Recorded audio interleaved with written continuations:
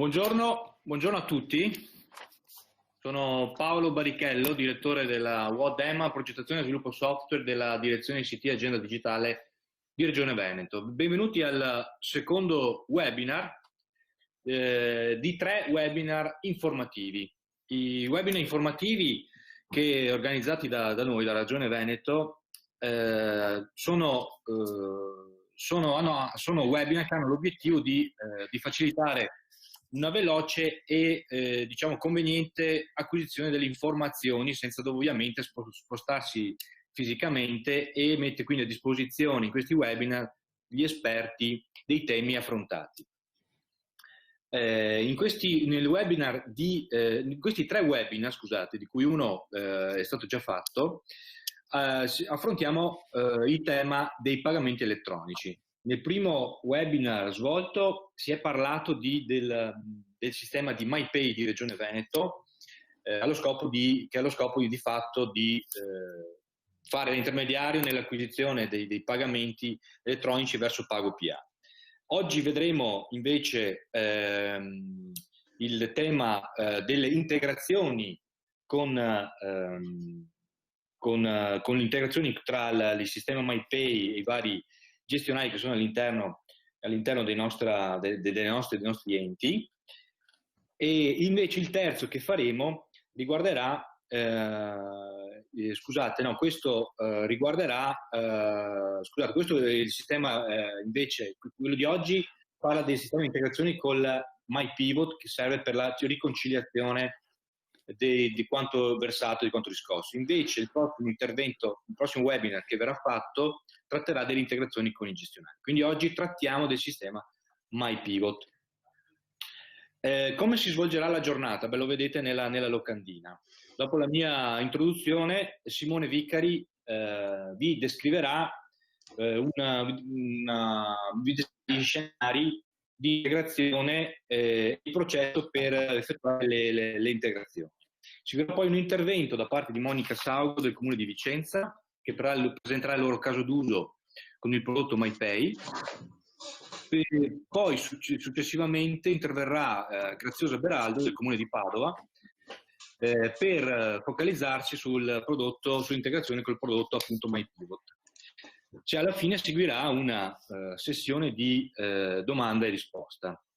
Il tutto dovrà terminare all'incirca in un'ora. Vi faccio presente che il materiale che vedete e il video del webinar, come nei precedenti webinar, verrà messo a disposizione sulla MyExtranet. Alcune precisazioni, alcune informazioni di servizio. Ecco, anche se non ci sono conferme ufficiali, da fonti nazionali PagoPA abbiamo segnali che ci sarà una proroga. Come sapete, fino ad oggi noi abbiamo l'obbligo entro il 30 di giugno di aderire a PagoPA come ente pubblico. Tuttavia ci sono segnali che questa proroga sarà fatta, probabilmente si parla di febbraio 2021, e verrà veicolata nella legge di conversione del disegno di legge di rilancio entro il 18 luglio. Ma nonostante la proroga dovesse esserci, la campagna di switch off verso PagoPA, fase 1 tratta i pagamenti spontanei, che viene portata avanti da Regione Veneto, si concluderà comunque entro i tempi previsti di fine giugno con la migrazione, con l'attivazione di 221 enti verso il pagamento elettronico. Di preciso la proroga sarà probabilmente fino al 28 febbraio 2021. Tale proroga quindi deve essere sfruttata per sviluppare le altre 2 fasi previste, ovvero la fase 2, che è l'integrazione con i sistemi contabili che abbiamo in casa, e la fase 3, che è invece l'integrazione con i sistemi verticali. Tra l'altro la Regione Veneto prossimamente annuncerà un'iniziativa di integrazione per arrivare al completo passaggio al sistema dei pagamenti elettronici. Un'altra nota Stiamo anche lavorando con l'ambito sanità, in particolare con l'azienda Zero, per individuare un percorso di switch off anche per le nostre ULS e le aziende ospedaliere. Ecco, con questo chiudo, lascio ai colleghi la loro esposizione dei loro temi. Vi ringrazio tutti di essere qui e buon webinar. Grazie direttore. Allora, come da locandina che avete visto all'inizio, adesso diamo la parola a Simone Vicari di Regione Veneto, che ci parlerà del processo di richiesta per l'integrazione. Prego Simone. Sì, buongiorno a tutti. Provo a condividere una presentazione che ho preparato. Questa presentazione, come anche tutte le altre, il materiale, come ha già ricordato Paolo Barichello, verrà poi presentata e messa sulla MyExtranet. Se entrate su myextranet.regione.veneto.it troverete già sull'home page tutte le indicazioni già anche dei webinar passati. Questo appunto è il terzo webinar che abbiamo programmato, e il primo è stato sulla parte di presentazione delle funzionalità del prodotto MyPay, il secondo del prodotto MyPivot, e questo invece riguarderà la parte di integrazione con i gestionali dell'ente. Presenterò due sezioni, una sugli scenari di integrazione e l'altra sul processo di integrazione. Ci sono diversi scenari con cui il sistema informativo locale può integrarsi al sistema MyPay. Vediamo con questa veloce presentazione alcuni esempi. Partiremo da cosa viene messo a disposizione dell'utente come modalità di pagamento. Il primo, il più semplice, è quello che è stato un po' oggetto della fase 1 dello switch off, è il pagamento cosiddetto spontaneo, in cui c'è un utente che definisce il dovuto all'interno di MyPay e procede con il pagamento online. Questa modalità ha la possibilità di interfacciarsi con il sistema informativo locale attraverso delle interfacce in cui il sistema informativo locale può fare un export dei pagati. Questo è il caso più semplice. Un caso più complesso di integrazione si ha quando l'utente effettua l'esperienza di calcolo dell'importo su un sistema gestionale messo a disposizione dall'ente. Questo ad esempio è il tipico caso che possiamo avere con ad esempio il bollo auto. L'utente arriva sulla pagina di Infobollo, sulla pagina di Infobollo inserisce i dati del pagamento, la targa e il codice fiscale del proprietario, il sistema in modo trasparente all'utente invia il dovuto a MyPay e direziona direttamente poi il pagamento al sistema PagoPA, che darà poi la possibilità all'utente di scegliere come effettuare il pagamento. Un terzo scenario di integrazione è tramite accesso al sistema MyPay. In questo scenario il sistema informativo locale aggiorna la posizione debitoria del cittadino caricando i dovuti sul sistema MyPay. L'utente, attraverso un login al sistema MyPay, login che viene fatto con credenziali SPID, accede alla sua area personale, troverà una sezione posizioni aperte in cui potrà verificare quali sono le posizioni aperte e procedere con il pagamento di quelle posizioni aperte.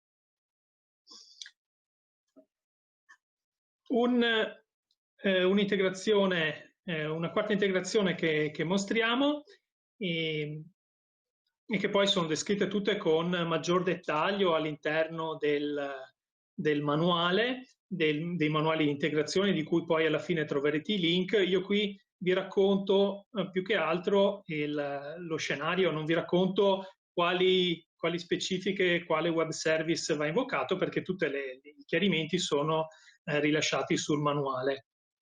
Allora, in questo caso viene prodotto un avviso cartaceo chiamato avviso di pagamento. L'utente riceve l'avviso di pagamento e può procedere al pagamento con due modalità. La prima è effettuare un pagamento online, ad esempio collegandosi con MyPay, inserendo il codice IUV e il codice fiscale dell'utente, quindi senza loggarsi, e procedere con il pagamento online, oppure grazie all'avviso può recarsi presso un PSP su tutti i PSP aderenti sul territorio. Quindi ad esempio può prendere l'avviso che ha ricevuto e pagarlo presso una tabaccheria, ad esempio, oppure può utilizzare un'app specifica che gli permette di effettuare il pagamento. Come esempio, ad esempio se ho un piccolo importo, ci sono delle applicazioni che sotto una certa soglia non fanno neppure pagare le commissioni. Una, ad esempio, potrebbe essere quella di Satispay, che sotto i 10 euro non fa pagare le commissioni. Quando il sistema informativo locale comunica a MyPay gli avvisi, può chiedere a MyPay la generazione dell'avviso di pagamento, che poi il sistema informativo locale prende e gestisce tramite la postalizzazione degli avvisi, e quindi lo consegna al cittadino. Quindi anche la parte di generazione dell'avviso, proprio come PDF, può essere demandata a MyPay. Abbiamo infine per la parte di MyPay un esempio specifico. Questo esempio ci permette di capire come all'interno del sistema di servizi di MyPay un utente può anche effettuare pagamenti di importi elevati. Cosa vuol dire di importi elevati? Allora, nell'esperienza utente, quando si ha un pagamento tipicamente sotto i 5.000 euro, questo pagamento può essere concluso attraverso una carta di credito, utilizzando uno dei gestori che ce lo permette, quindi utilizzando i circuiti che il sistema mette a disposizione, Visa, eccetera. Però quando si ha la presenza di un pagamento che magari è spontaneo, per cui l'ente ancora non sa che il cittadino o l'impresa ha quel debito con quell'importo. Un esempio specifico è ad esempio il caso di una tassa sul gas. Siccome spesso capita che ci sono importi elevati, 10, 15, 20.000 euro, ma anche molto di più, centinaia di migliaia di euro, l'azienda cosa fa? Definisce il dovuto all'interno di una form che è messa a disposizione da MyPay. Invece di procedere con il pagamento online, scarica l'avviso di pagamento. L'avviso di pagamento è esattamente l'avviso che potrebbe fornirgli l'ente se sapesse le informazioni che ha l'utente in quel momento. Con l'avviso di pagamento il cittadino o l'impresa ha quindi la possibilità di utilizzare diversi canali che prima non trovava sulla parte online. Uno di questi è il sistema CBIL, oppure presso gli sportelli dei PSP delle banche, quindi della banca dell'ente.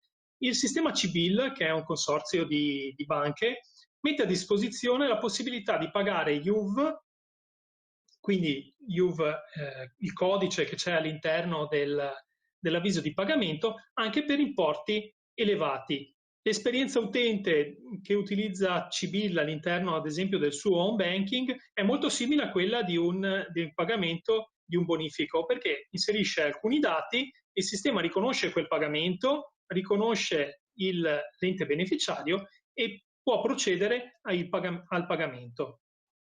E grazie a questo sistema riescono a transitare anche importi elevati che, ad esempio, con una carta di credito non possono essere gestiti. Vediamo adesso invece gli scenari di integrazione al sistema MyPivot.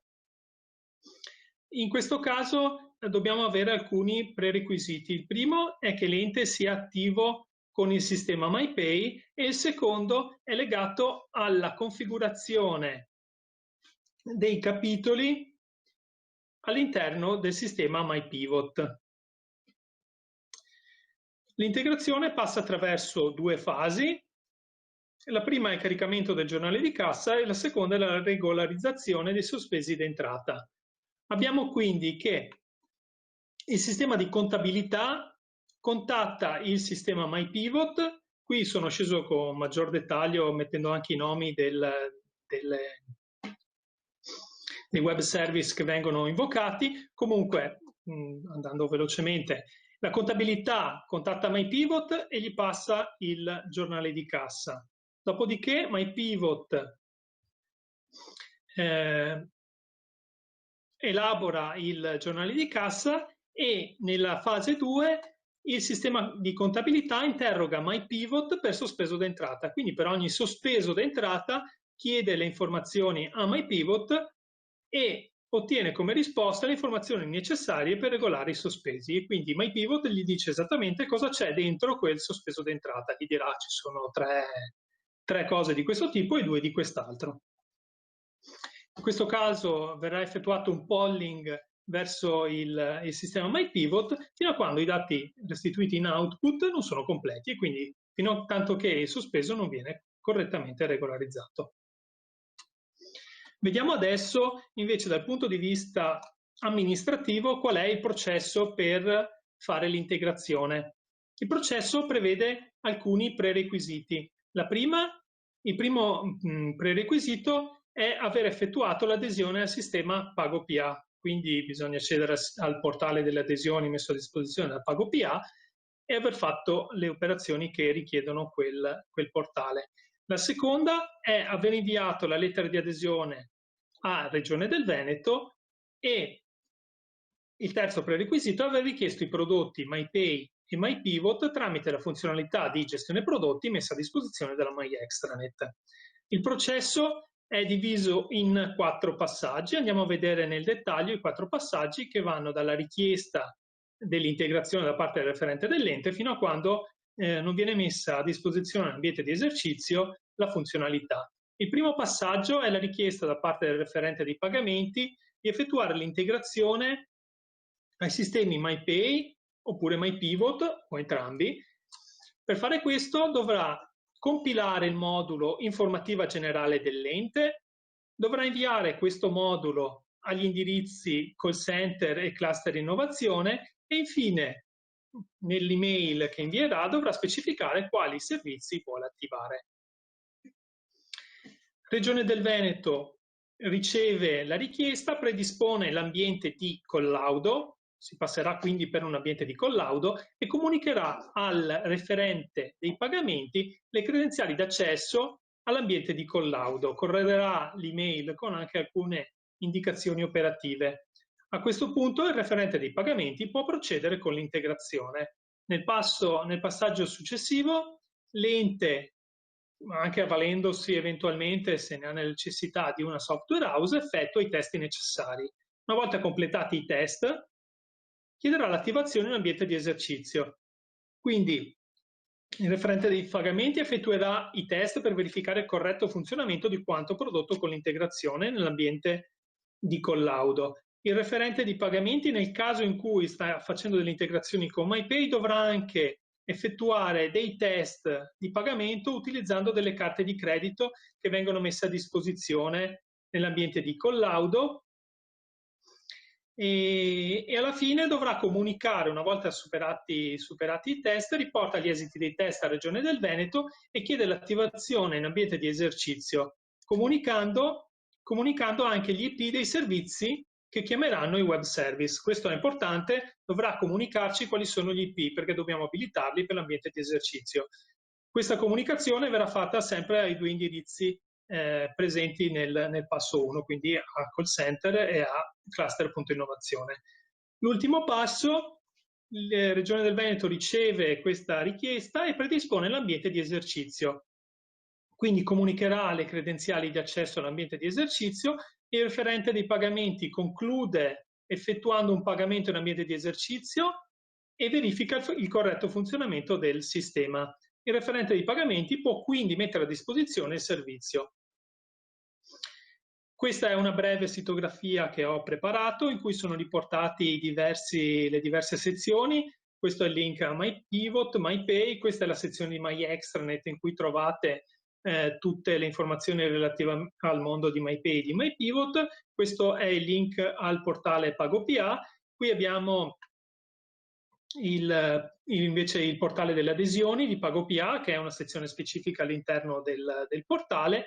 Qui vi ho riportato il manuale di integrazione MyPivot, il manuale di integrazione MyPay e il link al modulo generale modulo informativa generale dell'ente. Io con questo ho concluso, passo la parola a Monica Saugo. Sì, adesso Monica Saugo ci parla dell'esperienza nel comune di Vicenza. Sì, prego Monica. Buongiorno a tutti. Allora presenterò anch'io qualche slide che mi accompagnano nella presentazione e chiedo l'opzione di poter condividere lo schermo. Ok. Finestra dell'applicazione. Condividi. Ok, si vede? Sì. Sì, perfetto.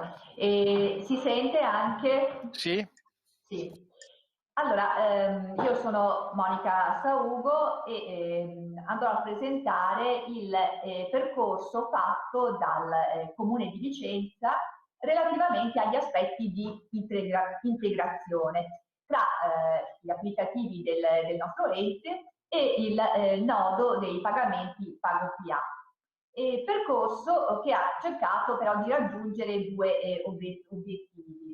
Il primo sicuramente quello di attivare i servizi di pagamento online verso l'utenza, ma non solo, anche di poter rivedere il ciclo di gestione degli incassi per cercare di renderlo più semplice ed efficiente. Per cui non realizzare solo un adempimento, ma poter ottenere anche un risultato in termini di miglioramento dei processi interni. Il percorso che andrò a presentare riguarda la modalità di attivazione del nodo PagoPA, dei pagamenti all'interno dell'ente comune di Vicenza e anche la scelta dell'intermediario tecnologico. Al secondo passo la scelta di integrare, mentre al terzo passo presenterò come abbiamo realizzato le integrazioni tra il software dell'ente e il PagoPA. Per capire, allora passiamo alla slide 2. Ok, la domanda che ci si è posta è stata questa: come poter attivare al meglio i pagamenti online, a partire ovviamente dal contesto del nostro ente, dalla nostra realtà. E qual è la realtà del Comune di Vicenza? Il Comune di Vicenza ha un proprio sistema informativo composto da un insieme di soluzioni software proprietarie di fornitori diversi. Non facciamo sviluppi all'interno della struttura. Ai diversi però fornitori cosa richiediamo? Richiediamo che i software siano interoperabili, per cui ogni volta con le integrazioni del caso, dalle più classiche come l'anagrafe, il protocollo, quando necessario anche altre. E l'ente mantiene la direzione, la gestione, il controllo, diciamo l'orchestrazione di questi software, di questi insiemi di software. Siamo al punto 3. In questo contesto lo scenario che si andava presentando nel nostro ente è un insieme di software verticali dove ognuno presentava la propria soluzione PagoPA e anche un proprio partner tecnologico. Fin da subito è apparsa come la soluzione non fosse né ideale e neanche efficiente. troppi connettori e troppi partner tecnologici avrebbero reso difficile la gestione e la sostenibilità nel tempo. Soluzione forse veloce nell'immediato, ma non a regime. Allora, cosa fare? Un secondo scenario, una seconda possibilità, individuare un'unica interfaccia, un unico connettore verso la piattaforma PagoPA, sempre nel rispetto dei livelli di back-end e front-end, dei domini di competenza, ma con logiche aperte e interoperabili. La ricerca della soluzione è stata seguendo sempre le linee guida di Agid sull'acquisto, e qui anche sottolineo il riuso di software, ma anche facendo propri i principi che sono enunciati nel modello di interoperabilità presenti nel piano triennale, dove sottolineo alcuni termini: collaborazione tra le pubbliche amministrazioni, tra questi e soggetti terzi, parlando di integrazione, sottolineo anche il termine imprese, al fine di avere un sistema informativo della PA che assicuri interazione, scambio di informazioni, ecco, senza vincoli sulle implementazioni, evitando integrazioni ad hoc. Passiamo al punto 5. In tutto questo senza tralasciare ovviamente gli aspetti di sostenibilità nel tempo, della necessità di dare assistenza sia ad utenti interni che ad utenti esterni, e ovviamente anche la parte economica. La necessità di standardizzare il più possibile il processo di incasso, da estendere a tutti i dovuti dell'ente, ecco, e qui vi dico indipendentemente dal software verticale. Per cui la scelta per il nostro ente, sottolineo per il nostro ente, è stata individuata nell'avere un unico connettore verso PagoPA e un unico intermediario tecnologico, nella fattispecie il connettore regionale dei pagamenti, MyPay e MyPivot.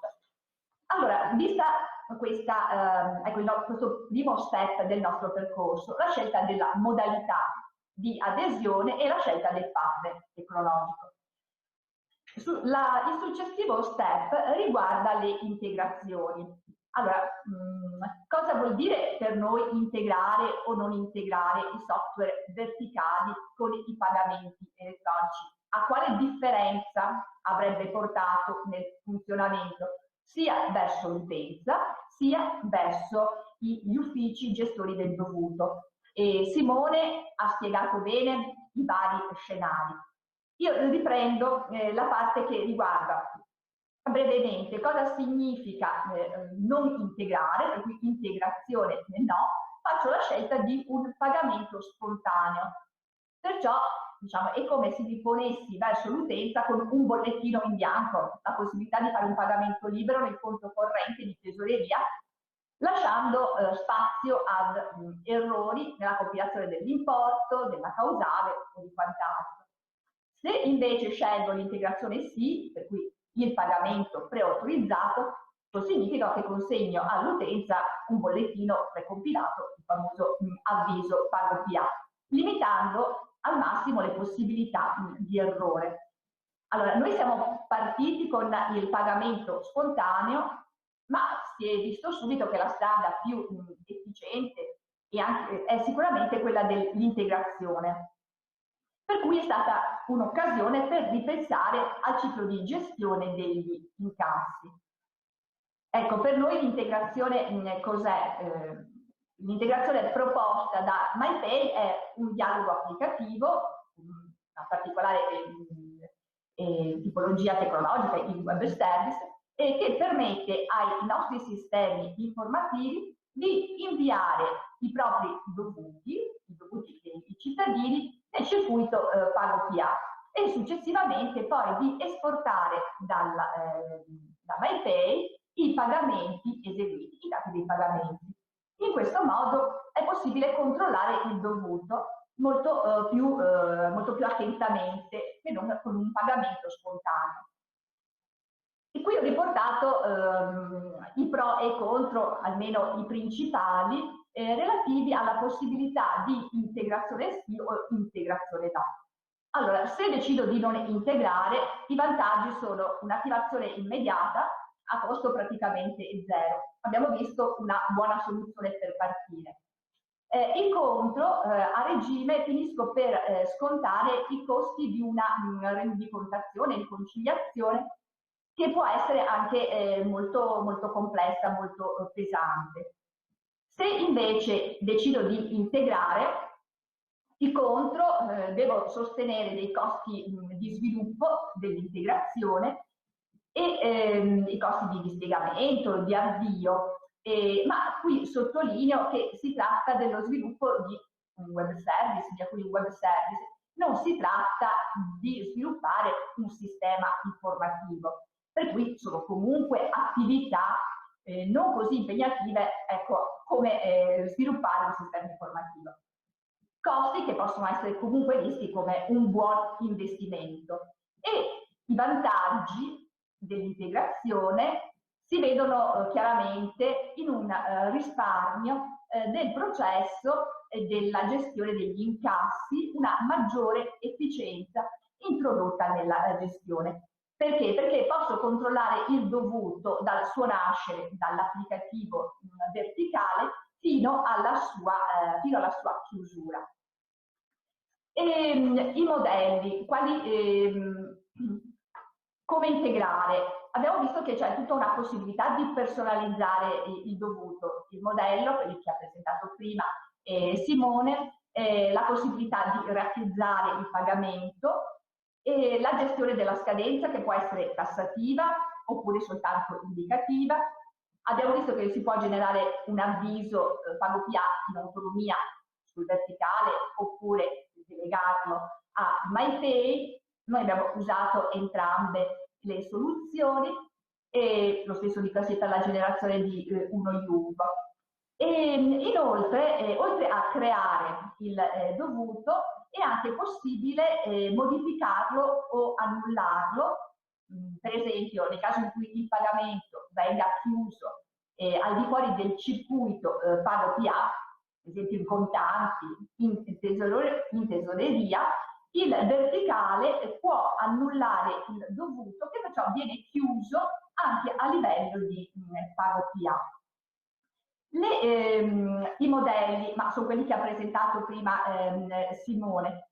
Giusto un esempio per la nostra realtà, qualche esempio. Allora, per le contravvenzioni abbiamo usato il modello 1 e il modello 3, dove è disponibile un servizio online. Ovviamente il modello 1 si può adottare, dove non è presente, ovvio che no, e nel caso nostro delle concessioni, degli affitti e degli immobili comunali invece ci siamo limitati al modello 2 e al modello 3, per cui caricando i flussi dei dovuti in MyPay. Allora, un'altra integrazione, un altro aspetto, ecco, dell'integrazione che mi sento di sottolineare e che abbiamo trovato molto utile ed efficace, è di poter fornire già al momento della generazione del flusso dei dovuti delle informazioni contabili, che abbinate poi successivamente ai flussi di cassa, ai flussi SIO per classe, permettono di semplificare notevolmente la rendicontazione. Solo un esempio: se ho un dovuto di 100, al momento del caricamento in MyPay posso aggiungere le informazioni relative sia al capitolo che all'accertamento. E non solo, se il dovuto deve essere suddiviso in più capitoli, in più accertamenti, posso anche definire come deve essere successivamente frazionato. Solo un scusate, dove sono finita? Ecco, solo un breve esempio, ho fatto un print screen di una videata MyPivot. Carichiamo attualmente ancora manualmente i giornali di cassa SIOP. Questi si tratta di un sospeso di entrata, con l'ID di rendicontazione, il suo importo. Il MyPay, adesso passo di data successiva, è la stessa, solo che ho evidenziato in questo riquadro azzurro come viene suddiviso l'importo, il flusso ricevuto da PagoPA.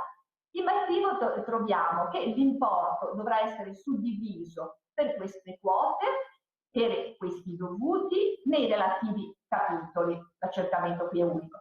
Mentre per quanto riguarda il tipo di dovuto, violazione codice della strada, che deve essere splittato in 3 capitoli e 3 accertamenti.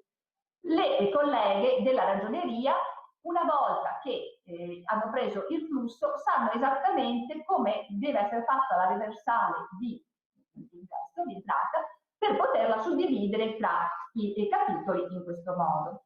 Per cui un grande aiuto a questo riguardo. Per il futuro, come intendiamo muoverci? Continuare sicuramente con le integrazioni dei verticali e di PagoPA, dove sia ovviamente valutato necessario e conveniente.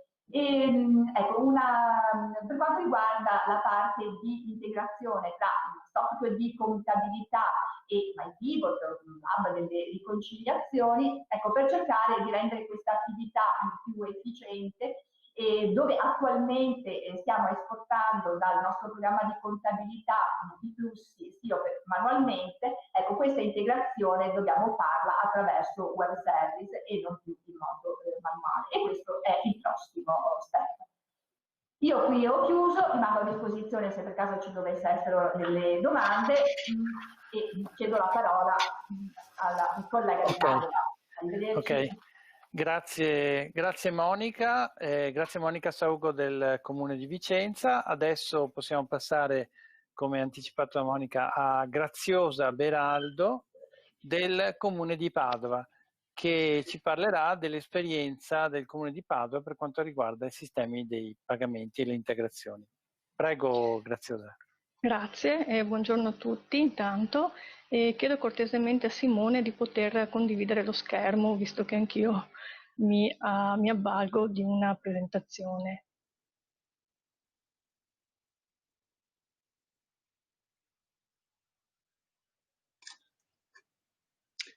Sì, dovresti avere adesso condividi schermo disponibile. Sì.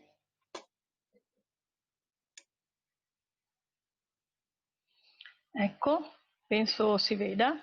Sì. Benissimo, allora io lavoro appunto al Comune di Padova presso il settore servizi informatici e telematici e mi occupo del mondo PA relativamente da poco, cioè da quest'anno, perché l'ho ereditato da una mia ex collega che è andata in pensione. L'avventura però del Comune di Padova assieme alla Regione Veneto per quanto riguarda PagoPA è partita già nel 2014 con la messa in produzione dell'imposta di soggiorno. C'è stato poi un fermo fino all'anno scorso in quanto avevamo problemi con la rendicontazione, problemi che poi sono stati superati con l'introduzione del MyPivot. L'anno scorso abbiamo quindi portato in produzione la refezione scolastica e il Corri per Padova, e il Corri per Padova è attualmente l'unico pagamento spontaneo presente nel nostro ente perché solitamente ogni entrata anche è corredata di un suggestionale dedicato. All'inizio di quest'anno, a febbraio di quest'anno, abbiamo portato sulla piattaforma PagoPA tutti i pagamenti disponibili sul nostro portale istanze online, quindi permessi ZTL, verbali di incidenti, le idoneità alloggiative, la tassa di concorso e le certificazioni urbanistiche. Stiamo per partire anche con il canone OSAP tramite generazione massiva di avvisi di pagamento, mentre per le istanze SUAP, le contravvenzioni del codice della strada ed extra codice della strada siamo in fase di analisi. In questa slide presento l'architettura generale in modo molto semplificato che è presente nel nostro ente. Da un lato abbiamo i vari sistemi informativi locali, i quali generano i dovuti già corredati con la busta bilancio, ovvero proprio con le informazioni contabili che riguardano il capitolo e la eventuale suddivisione dell'importo dovuto sui più capitoli.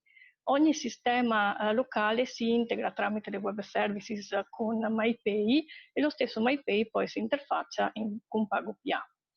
Nel MyPivot sono presenti quindi tutti quanti i pagamenti e basandoci su quanto messo a disposizione da MyPivot abbiamo creato un altro modulino chiamato RMyP. Questo è stato necessario in quanto storicamente le entrate al Comune di Padova vengono gestite tramite un provvisorio di entrata che è diverso dal codice bolletta che viene invece generalmente utilizzato. L'altra componente che fa parte del nostro sistema è il gestionale di contabilità, Civile Open nel nostro caso, che ha permesso, tramite l'incrocio dei dati con RMIP, un monitoraggio molto puntuale sia delle anomalie che dell'incassato, che vedremo a breve. Passo direttamente a presentare il prodotto RMIP spiegando appunto quello che abbiamo realizzato. Questa è l'interfaccia. Le funzionalità che abbiamo messo a disposizione si suddividono in due macro categorie. Una prima parte che riguarda la gestione dei flussi e che è utilizzata dall'ufficio entrate, e una seconda parte invece che riguarda la messa a disposizione dei movimenti e quindi è una parte di consultazione che è a disposizione di tutti gli utenti. Tramite questo menu l'invio flussi giornale di cassa si è realizzato una modalità facilitata proprio per l'invio di questo flusso al MyPivot e questa interfaccia dà anche un resoconto nel caso di errore come in questo esempio. L'altro menu è invece ricevi i flussi da MyPivot. Con l'altro menu si ricevono i flussi da MyPivot e questa parte è completamente automatizzata utilizzando appunto le web services messe a disposizione da MyPivot stesso. Anche in questo caso vengono rilevati eventuali operazioni non andate a buon fine. Per quanto riguarda quindi l'aspetto di consultazione, abbiamo messo a disposizione diciamo, i dati principali che interessano gli utenti che si occupano di entrate. Vediamo un esempio: il codice IUD, lo IUV, la data di richiesta, i dati del PSP, del pagatore, l'importo pagato e così via. E inoltre abbiamo messo a disposizione questa parte di rendicontazione che è quindi basata sul nostro provvisorio di entrata. Qui vediamo per giorno una suddivisione appunto per giorno, per provvisorio di entrata, per capitolo e per importo sui singoli capitoli.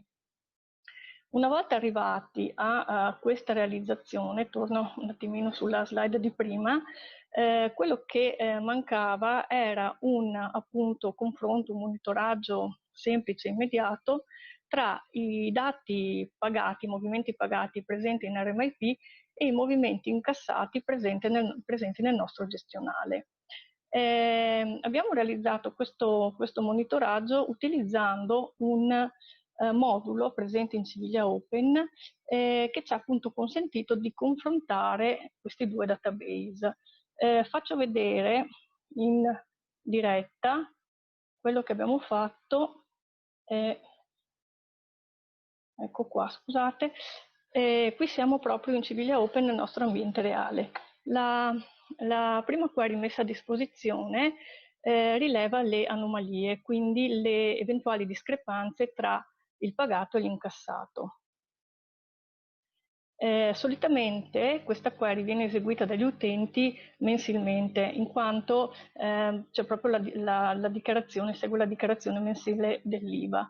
In questo caso però la eseguo partendo dall'inizio dell'anno per farvi vedere quanti e quali anomalie abbiamo avuto.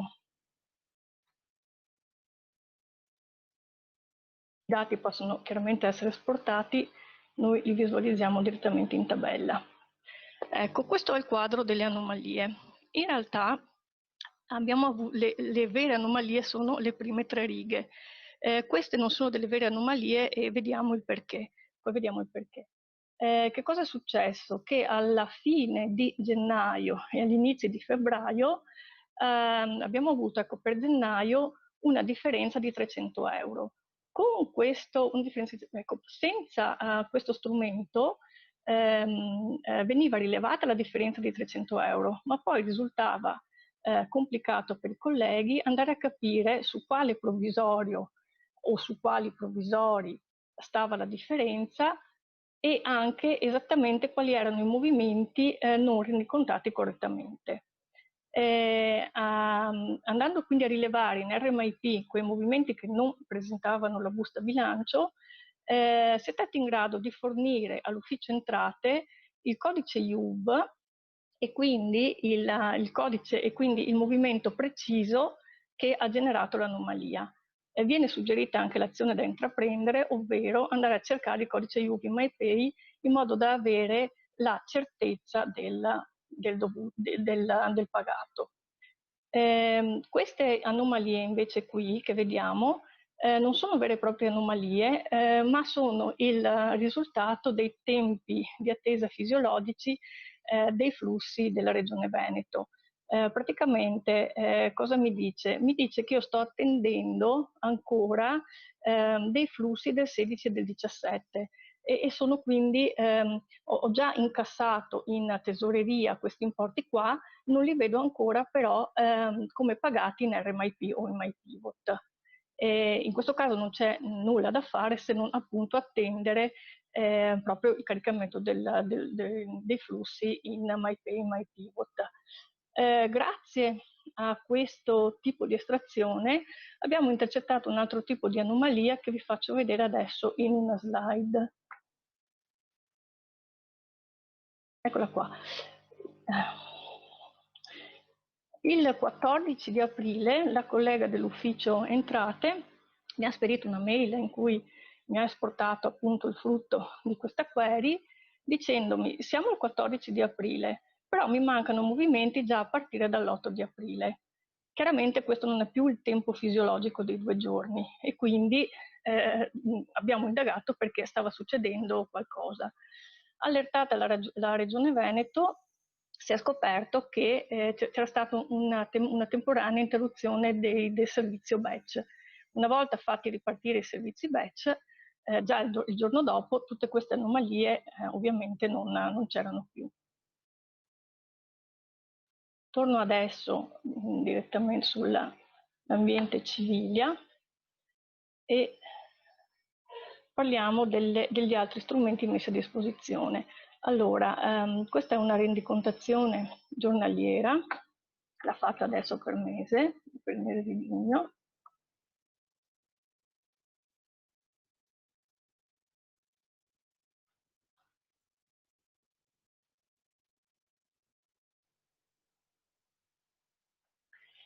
In questo caso per ogni giorno gli incassati vengono già automaticamente suddivisi per capitolo, scusate, i pagati vengono già automaticamente suddivisi per capitolo e confrontati con gli incassati in tesoreria. Questa colonna mi indica se ci sono eventuali differenze. Scorrendo non trovo differenze se non per il giorno 16 e 17 che abbiamo visto rilevato anche nelle anomalie. Quindi siamo in attesa più o meno di 1.600 euro, cioè li abbiamo già riscossi ma siamo in attesa che si chiuda anche nel circuito pago PA. Abbiamo poi messo a disposizione anche una rendicontazione mensile, sempre per facilitare la dichiarazione IVA, il lavoro dell'ufficio entrate. Quindi per ogni capitolo viene già esposto il totale afferente a quel capitolo. Anche qua vediamo che ci mancano i famosi 1.600 euro. Se io eseguo questa estrazione, per esempio per il mese di maggio, che è già stato chiuso, scusate,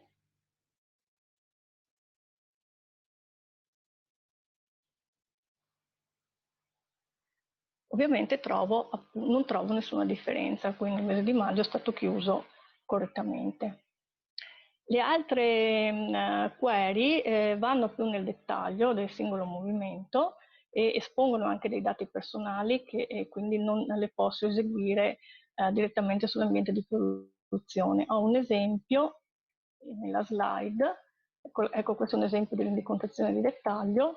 fatta per tipo di dovuto, per capitolo, per anno, per il numero di provvisorio, per data di provvisorio, importo, i dati del pagatore, la causale e i codici PSP, nel senso che abbiamo estrapolato a quei dati che generalmente vengono richiesti dai nostri uffici.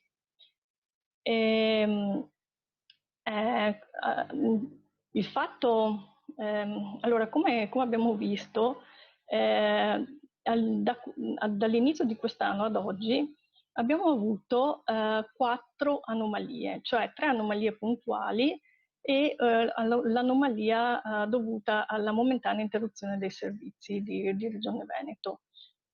Quindi direi che assolutamente il sistema è stabile e questo e siamo anche all'interno quindi di un processo standardizzato e controllato. Questo ha fatto sì che i nostri utenti e i nostri colleghi lavorino in un clima di serenità e di tranquillità. Come abbiamo visto, il monitoraggio dell'intero processo ci risulta semplice e immediato. La rendicontazione è praticamente automatica e si interviene manualmente solo nel caso delle anomalie, e questo ha portato anche a una riorganizzazione degli uffici con l'ottimizzazione dei tempi di lavorazione, che vedremo brevemente in dettaglio nella prossima slide. Rimane per noi la criticità della presenza di canali di pagamento extra pago PA, che vorremmo eliminare perché appunto comportano dei tempi di lavorazione e dispendi di risorse molto impegnativi. Per quanto riguarda la riorganizzazione delle entrate, con questi strumenti il controllo dei provvisori di entrata è stato centralizzato presso l'ufficio entrate. Prima non succedeva questo, cioè gli stessi controlli venivano fatti sia dalle colleghe della ragioneria che anche dai colleghi dei settori decentrati che gestiscono i vari SIL. E quindi era veramente un dispendio di energia e di tempo notevole. Invece adesso i settori decentrati si possono focalizzare sul controllo dei pagati, ovvero sulla congruenza fra il SIL e il MyPay. Per il futuro abbiamo ovviamente intenzione di completare il piano dei tipi di dovuti da migrare sulla piattaforma PagoPA assegnandole priorità. Vorremmo arrivare alla rendicontazione automatica per accertamento e non solo per capitolo laddove sia possibile, e abbiamo visto che il MyPay e MyPivot già presentano la struttura adeguata, quindi è già presente il tag accertamento. Vorremmo anche automatizzare le operazioni manuali residue, ad esempio l'import del giornale di cassa, e si sta studiando l'implementazione dei POS su MyPay e su PagoPA. Io avrei finito con questo la mia presentazione, spero di essere stata abbastanza chiara e vi ringrazio per l'attenzione e passo la parola al prossimo relatore. Grazie Graziosa, perfetta nei tempi, siamo puntualissimi, 11:24, un minuto prima, così possiamo iniziare in tempo la sessione delle domande. E quindi passo la parola a Federica Broccali che inizierà a leggerci le domande e possiamo sganciare la condivisione dello schermo. Sì, buongiorno a tutti. Ma allora io parto dalle domande che sono state fatte durante lo streaming. Ce ne sono alcune, un po' più di 20, che sono state ricevute in fase di iscrizione, e a quelle risponderemo sicuramente e vi invieremo tutti i link dove trovare le risposte. Allora, parto dalla prima, che è quello del signor Tromboni, che chiede chi decide di prevedere l'applicazione delle commissioni di incasso. La mia domanda è data dal fatto che ieri ho provato a versare 50 centesimi per tassa concorso, alla quale è stata applicata una commissione di 2 euro. Allora, le commissioni, la risposta è questa. Se vuoi provo a rispondere io. Ho un po' abbozzato la risposta. Grazie. Sì, allora, le commissioni in qualche modo le può scegliere il cittadino, perché uno degli scopi di PagoPA è quello di permettere al cittadino di avere più possibilità di scelta. Come dicevo anche durante la mia presentazione, esistono strumenti quali ad esempio dei borsellini elettronici, ad esempio quello messo a disposizione da Satispay, che per importi sotto i 10 euro non prevede commissioni. Ogni PSP ha le sue commissioni e sono in base agli importi. Il cittadino può in questa fase scegliere la modalità di pagamento, perché o arriva sul portale MyPay e vede le possibilità di pagare online, oppure lì ad esempio può, se ce l'ha, scegliere il mio conto e magari con le commissioni del suo conto non spende niente neanche in quel caso, oppure ha delle commissioni specifiche. Insomma, in qualche modo è il cittadino da un lato e il mercato dall'altro che si adegua alla risposta nel tipico scenario di domanda ed offerta, quindi più aumenterà la diffusione di Pago PA, più il cittadino avrà la possibilità di intervenire sulle commissioni e di avere delle commissioni favorevoli. Ovviamente poi ci sono anche altri scenari in cui ad esempio l'ente può accordarsi con i prestatori di servizi di pagamento per accollarsi eventualmente le spese di commissione.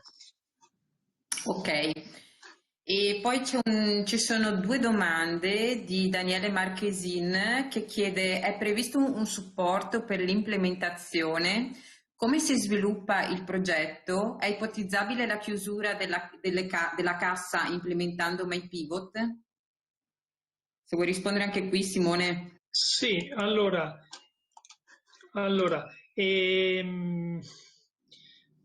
per il supporto sicuramente chiedendo tramite gli indirizzi di cluster.innovazione oppure del call center o entrambi come suggerisco, c'è la possibilità di avere dei chiarimenti e anche un eventuale supporto tecnico che possiamo dare agli enti in questa fase. Il progetto spero di averlo descritto abbastanza bene, poi sui manuali sono specificate a seconda delle integrazioni che l'ente desidera portare a termine, delle diverse, tutte le specifiche del caso. Eventualmente possiamo anche pensare di mettere delle best practice a disposizione su questo.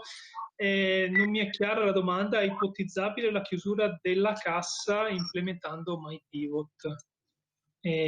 Forse implementando MyPay si può chiudere la cassa e quindi l'introito direttamente allo sportello, immagino sia quello, e questo sì, sarebbe possibile. Il cittadino sa qual è l'importo prima di arrivare allo sportello e può già averlo pagato e presentare in quel momento un avviso di pagamento. Non so se magari le colleghe vogliono aggiungere qualcosa su questo tema, ma insomma.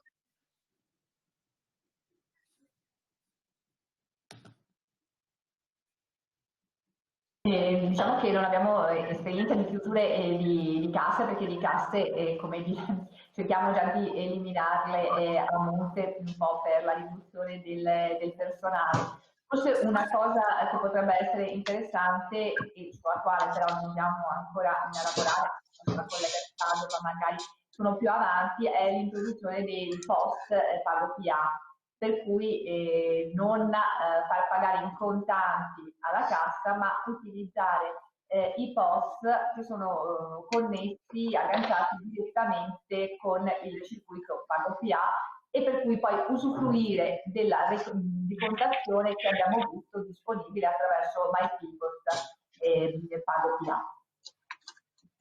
Sì, grazie Monica. Benissimo, poi ci sono delle domande che sono state poste durante l'intervento di Monica Saugo. Allora, la prima del signor Giancarlo chiede se lo spostamento al 28 febbraio 2021 è stato confermato. Beh, anche in questo caso non abbiamo una conferma ufficiale, ma come detto anche da Paolo Barrichello all'inizio, probabilmente arriverà questa proroga con il decreto rilancio entro il prossimo 18 di luglio, così come ci è stato indicato da fonti nazionali quali Pago PA SPA. Sì, confermo che è una domanda che torna periodicamente sulla chat. Sì, su questo non abbiamo ovviamente una risposta esaustiva finale, dobbiamo attendere il decreto rilancio, ma insomma a brevissimo questa cosa si saprà. Sì. Poi Daniele Marchesin chiede se ci sono delle determine tipo per attivare il progetto, però qui non è chiaro a quale progetto esattamente si riferisca. E, quindi se vuole provare. Sì, provo a dare una risposta. Forse intendono se ci sono delle determine per chiedere l'attivazione di MyPay oppure di MyPivot.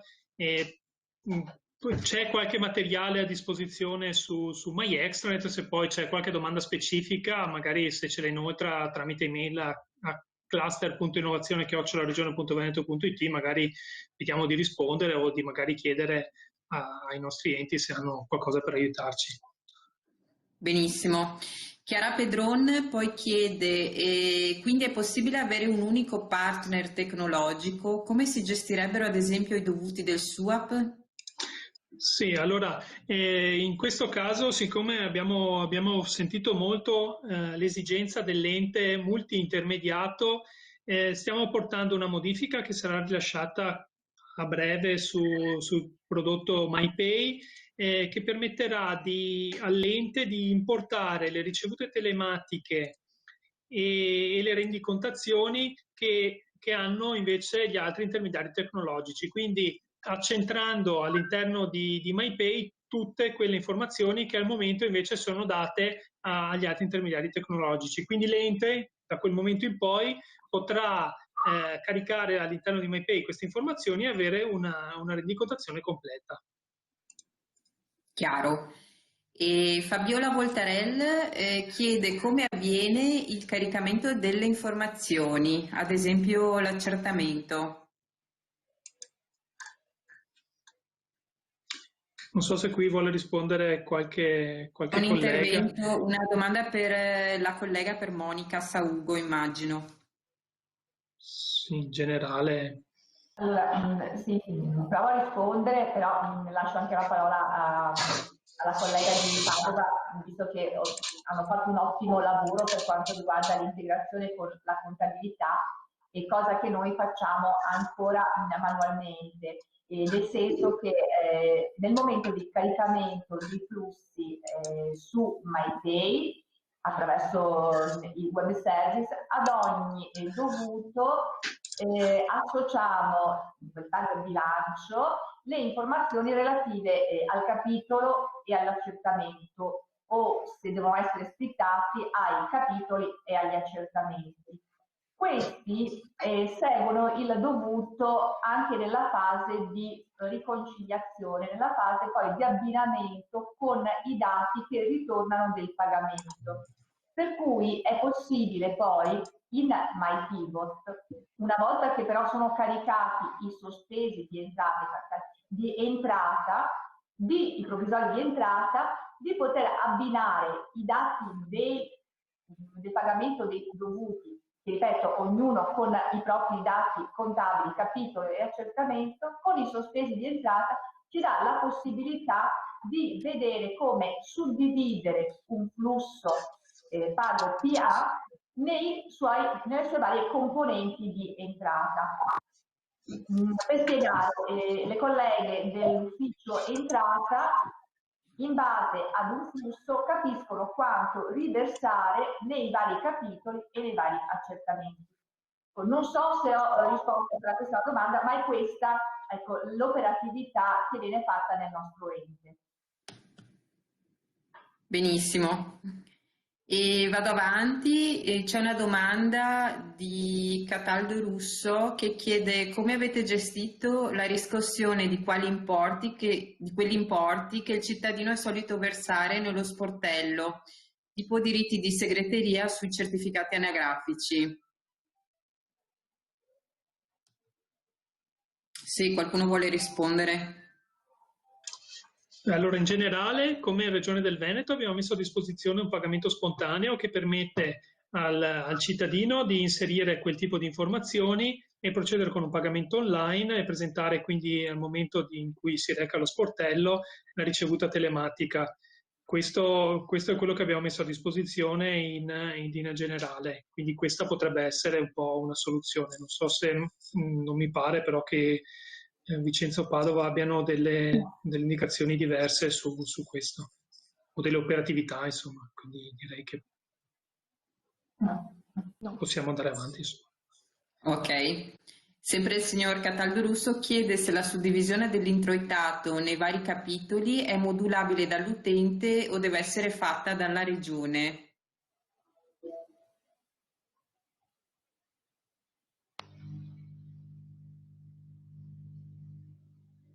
Provo a rispondere io se ho capito bene. L'utente, immagino inteso come l'operatore comunale, allora noi al momento in cui carichiamo i flussi, per cui il gestionale, il verticale che ha la gestione, ad esempio delle contravvenzioni piuttosto che della mensa, sa esattamente poi come e in quali capitoli, quali accertamenti dovrà essere rendicontato. Per cui è compito del verticale passare queste informazioni a MyPivot nel momento in cui genera i dovuti. Il flusso perciò parte già con queste informazioni, sapendole dal verticale, ma questa è una possibilità in fase di integrazione. Poi so che c'è anche una modalità anche per i pagamenti spontanei, però quelli che abbiamo detto non hanno un'integrazione, di poter censire in MyPivot, e c'è la sezione anagrafiche capitoli e accertamenti, e per ogni dovuto è anche possibile associare queste informazioni. Per cui sia per la parte di integrazione, che viene fatta in modo anche più specifico e più dettagliato, più preciso, ma anche su MyPivot si possono caricare manualmente queste informazioni. Per ottenere poi la rendicontazione, ecco, il passaggio importante è quello però di caricare poi il giornale di cassa. Ormai il COP Plus è uno standard, da quanto so dovrebbe essere disponibile in tutti gli enti. Le nostre colleghe, ancora manualmente, ripeto, scaricano il giornale di cassa e lo caricano manualmente in MyPivot e riusciamo ad ottenere queste rendicontazioni. Padova vedo che è già più avanti questa attività. Questo incrocio viene fatto attraverso un modulo software che è loro a disposizione, che hanno già integrato con il software di contabilità. Ecco, noi questo passo in fase di analisi non dobbiamo ancora farlo, ma è lì che vorremmo arrivare, è lì l'obiettivo delle integrazioni. Ok, integrare i verticali all'origine, generano il flusso e hanno anche la chiusura del dovuto a livello del gestionale verticale, e questo è un grosso vantaggio perché significa che i colleghi dei vari settori, contravvenzioni, mensa, ecco, non devono più andare a spulciare nei sospesi di tesoreria per vedere chi ha preso che cosa, che è un lavoro incredibile, e questo lo sappiamo tutti quanto è dispendioso, ma nel proprio gestionale trovano già i propri dovuti chiusi.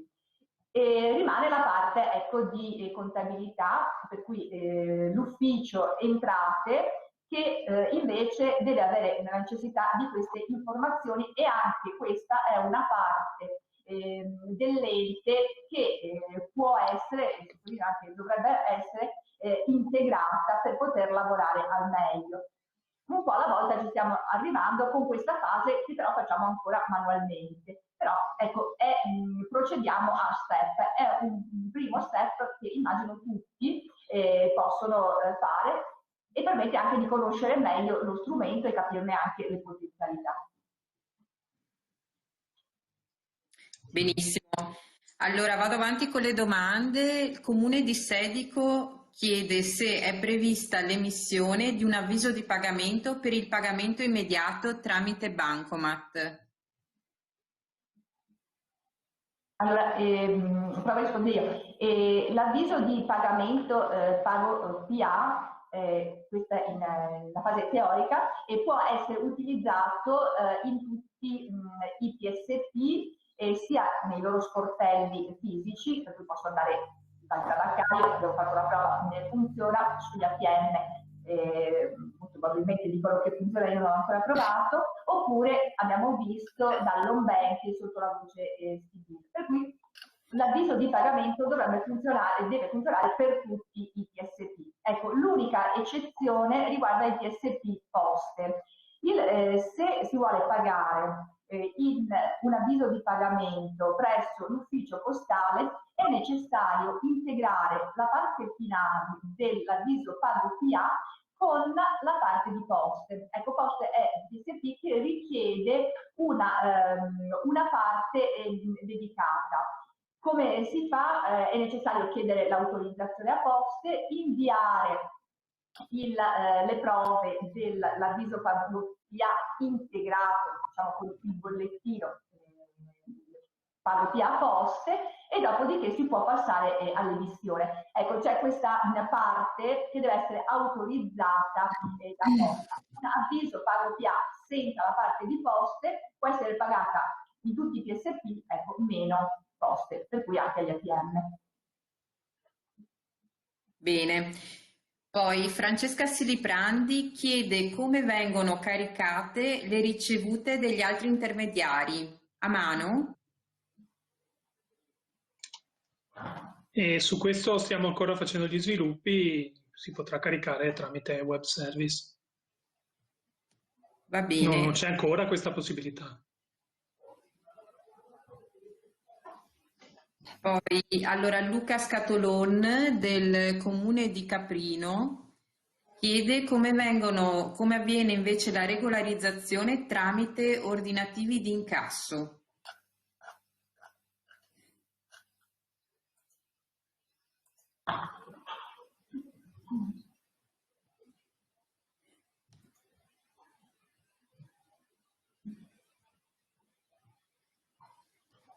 C'è qualcuno che vuole rispondere?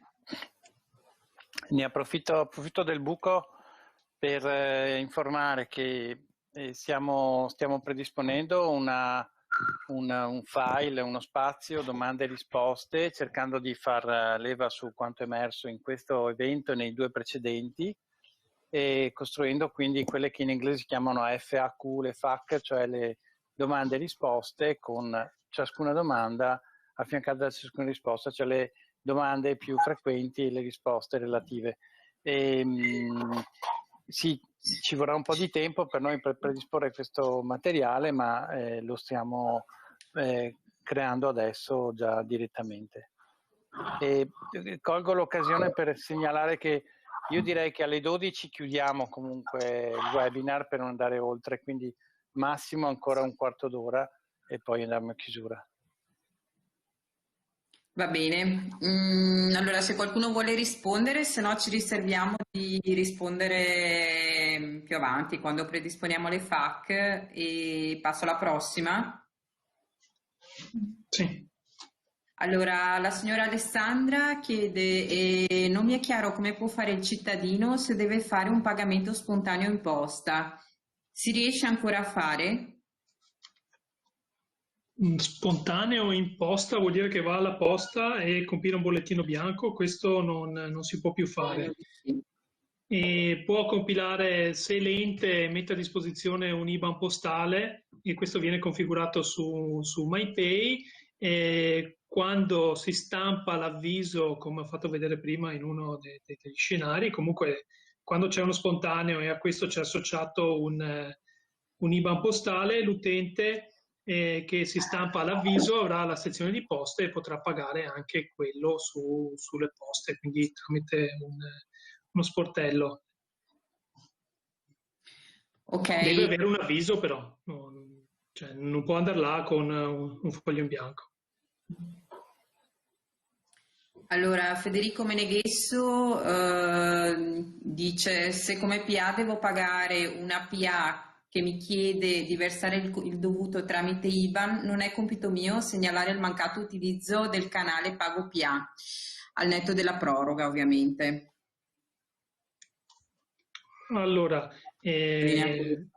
questa è una domanda un po' particolare. Il cittadino o la PA, cioè diciamo che se c'è un problema il cittadino volesse dire alla PA che non sta rispettando la norma, il cittadino lo può fare. Una PA che dice a un'altra PA no, non è compito suo, e quindi direi di no. Bene. Poi Maristella Bolgan del comune di Noale dice: se un ente ha più il cittadino impresa può effettuare un pagamento su MyPay inserendo un codice IUV di un avviso di pagamento generato tramite un intermediario diverso dalla Regione Veneto? E credo che la risposta sia no. A meno che l'altro intermediario non comunichi a Regione del Veneto quelle informazioni, non lo può pagare sul sistema MyPay. Può pagarlo in altri modi, ma non sul sistema MyPay col pagamento online. Va bene. Allora signor Fabio chiede quando sarà rivedibile quando sarà rivedibile questo webinar su MyExtranet. E adesso vi faremo avere il link per rivederlo in streaming, per rivedere lo streaming al più presto. Prossima settimana io penso che già inoltreremo a tutti il link. Sì, i tempi tecnici, insomma. Sì, i tempi tecnici, esatto. Ok. Poi, il signor Daniele Ravaro del comune di Cavarzere chiede se anche il bollettino Pago PA dal portale MyPay necessita dell'autorizzazione stampa in proprio di Poste Italiane. Sì, sicuramente, e questo lo richiede Regione però tipicamente. Se l'avviso viene preparato da MyPay, l'autorizzazione la chiede MyPay. Benissimo. Signor Cescon Marco chiede se nell'esperienza di Padova e Vicenza come vengono gestite le marche da bollo sull'invio di ogni domanda e sul rilascio del relativo titolo autorizzatorio? È una domanda per Monica e Graziosa. Allora, provo a dare una risposta io. Per le pratiche che necessitano della marca da bollo, noi avendo l'autorizzazione per la discussione virtuale, l'autorizzazione dell'Agenzia delle Entrate, nella somma complessiva del dovuto, diritti per il comune, sommiamo anche la parte del bollo, per cui facciamo questa discussione in proprio, lo assegniamo con quel meccanismo che prima abbiamo visto di splittare la parte relativa alla marca da bollo nel capitolo di ingresso delle marche da bollo, che poi verranno successivamente inviate con la rendicontazione periodica all'Agenzia delle Entrate. Per cui le sommiamo, le incassiamo e poi le riversiamo successivamente con rendicontazione mensile semestrale all'Agenzia delle Entrate. So di un servizio che riguarda anche il pagamento diretto delle marche da bollo, ma non so a che punto sia, nel senso se uno deve pagare direttamente una marca da bollo, se c'è questo servizio disponibile su Pago PA, su Agenzia delle Entrate. Non so se Simone su questo ha maggiore informazione. Noi procediamo in questo modo.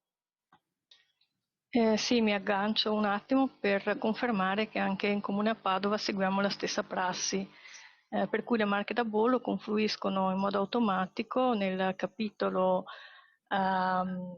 corretto e poi l'ufficio entrate riversa presso l'Agenzia delle Entrate.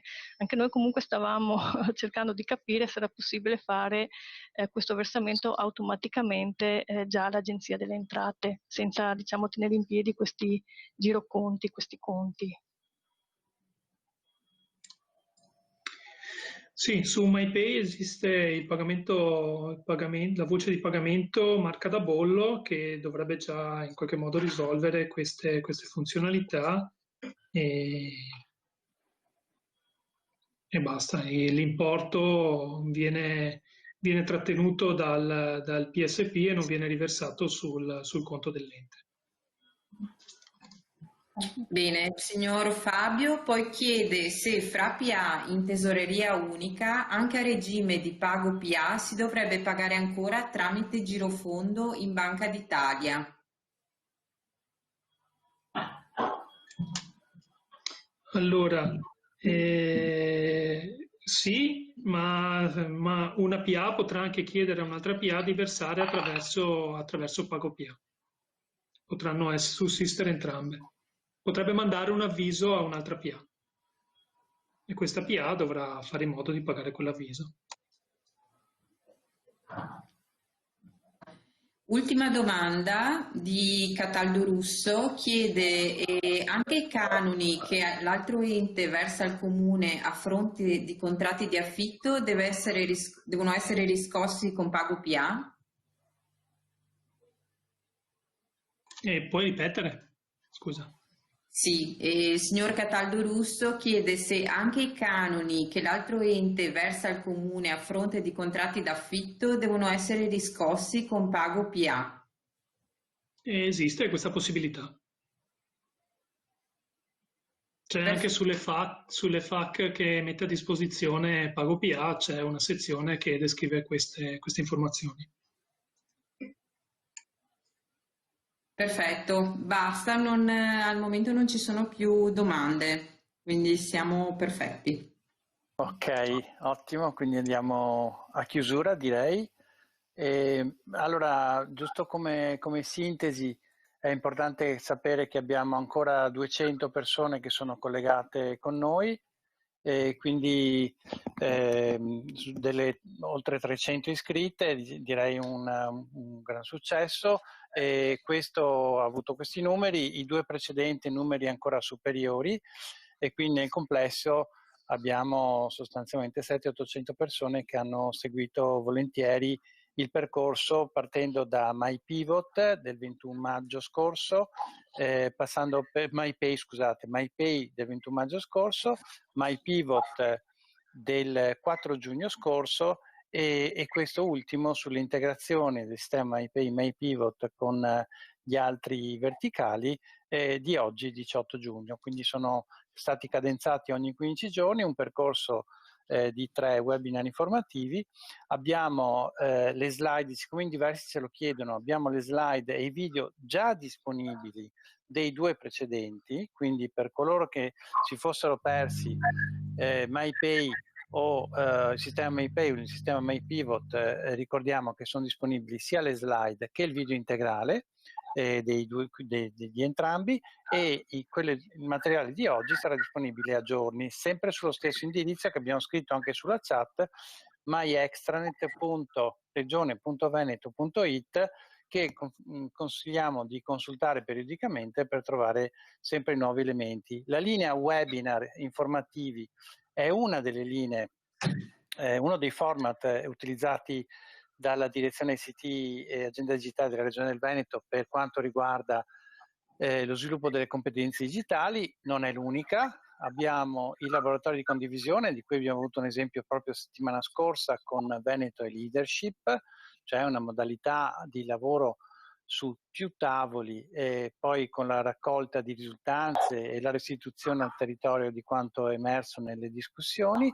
Abbiamo gli eventi classici in presenza che al momento sono chiaramente stati posticipati per la condizione Covid, e abbiamo poi i gruppi di approfondimento tematici, tra cui c'è un gruppo pagamenti. Vi invitiamo eventualmente a informarvi, a chiedere mandando anche qualche mail. Abbiamo scritto la mail cluster.innovazioneregione.veneto.it sulla chat, la trovate lì, per ogni domanda che emergesse, magari circostanziando il contesto, potete scrivere a quella mail e verrà processata e vi verrà risposto, e quindi insomma vi invitiamo magari a tenere d'occhio il complessivo contesto dello sviluppo delle competenze digitali.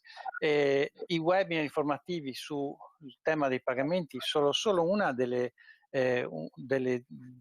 argomenti per i quali abbiamo fatto webinar, perché ancora un mese fa abbiamo fatto il webinar sulla dematerializzazione, cioè sul tema della conservazione a norma, e diversi altri ne abbiamo fatti precedentemente e ne faremo nel prossimo periodo. Di questo vi informeremo sia tramite mail sia tramite social e anche sulla My Extranet di Regione Veneto. Ecco, quindi ci teniamo a farvi sapere che le iniziative sono solo partite, non siamo un punto di arrivo, ma siamo un punto di partenza, perché la cosiddetta campagna per lo sviluppo delle competenze digitali ha avuto il via in questi mesi Covid, sostanzialmente ha avuto un via notevole e significativo, perché siamo partiti con diversi webinar appunto con centinaia e centinaia di presenze, e nuove iniziative ancora ci saranno,